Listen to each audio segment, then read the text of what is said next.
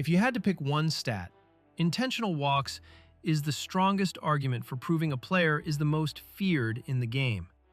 Baseball is the only game that goes, nope, we are not going to face you, man. You're too good. Barry Bonds holds the record for most intentional walks, but let's backtrack a little on how he got there. Before Bonds, Stan Musial held the record with 298 career intentional walks, followed by Aaron and McCovey. Let's first look at Bonds' first 13 seasons from 1986 to 1998. He led the league in intentional walks for 7 seasons in the 1990s. Bonds had 289 career intentional walks during this period, which put him in 3rd place. He would have broken the record if the strike season didn't happen in 1994. I use the first 13 seasons because most pundits don't want to legitimize his career after being associated with Balco. So let's go with that. Even if you ended his career after the 98 season, Bonds is still the most feared hitter in the game with nearly 300 intentional walks. In fact, after the 1998 season, Barry Bonds' career WAR was 99.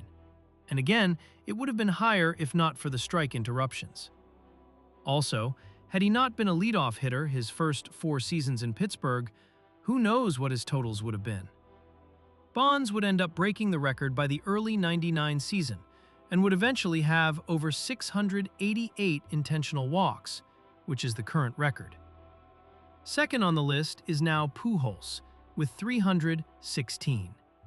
This is probably a record that will never be broken and is quite sad when you think about it. A similar player would have had the record being Ted Williams, who ranked 5th by the time Bonds finished his career. I say this because Williams missed nearly 5 seasons due to military service. Outside of 3 years of having Jimmy Fox, Ted Williams didn't have that much protection from a power hitter. Ted Williams led the American League in intentional walks for 9 seasons. Protection is something that is not a statistic, but it psychologically exists.